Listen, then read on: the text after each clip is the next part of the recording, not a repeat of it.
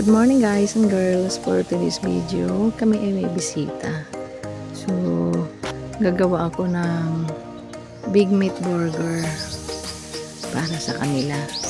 Excited ako guys na ipatikim to sa kanila kasi ngayon lang nila ito matitikman na ako ang gumawa.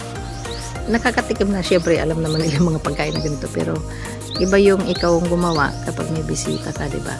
Masarap sa feelings, tapos magustuhan nila. Thank you girls and boys dahil nagustuhan nyo. And then nagpaplano kami na mag-meet ulit, bisita ulit sila dito ngayong 15 kasi nabitin kami nung nakaraan. Sumakit na kasi ang katawan ng lola mo, kalalaba, at saka sa dami ng gawain sa bahay. Sinong relate dyan? Comment below.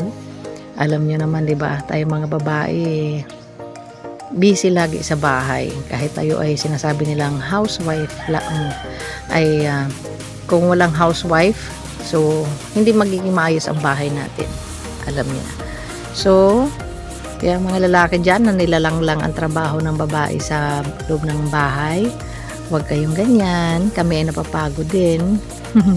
Shout out sa inyo boys na nagko-comment dyan o iniisip dyan na simple lang ang pagiging housewife.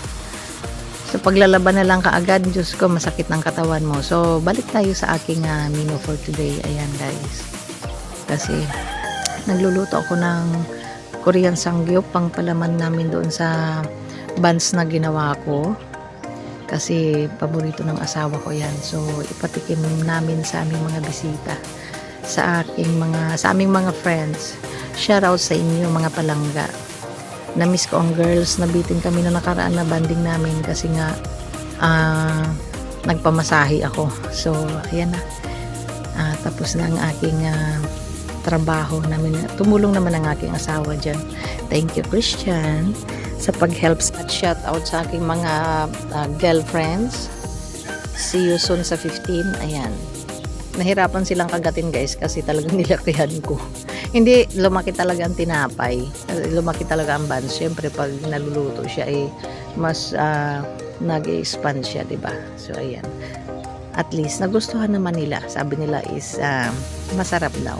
Kung si Kuya Halga pa, shout out, 100% perfect. Thank you Kuya Halga, ang aking big bro. Isa yan sa pinakagusto ko sa sa German na guys dito sa Romblon kasi mabait si Kuya Holga. So as a brother, gusto ko siyang tawaging Kuya Holga because he is very nice person. Syempre nice din itong mga boys na ito. Sila ay sweet naman sila lahat. O diba? Shout out sa inyong lahat, at saka sa girls, they are sweet. Shout out kay Lily, ikaw lang ang kulang, so sana ngayong 15 ay makarating ka ni. So shout out everyone, please comment below. Thank you for watching guys, and follow for more, and also my YouTube channel and TikTok.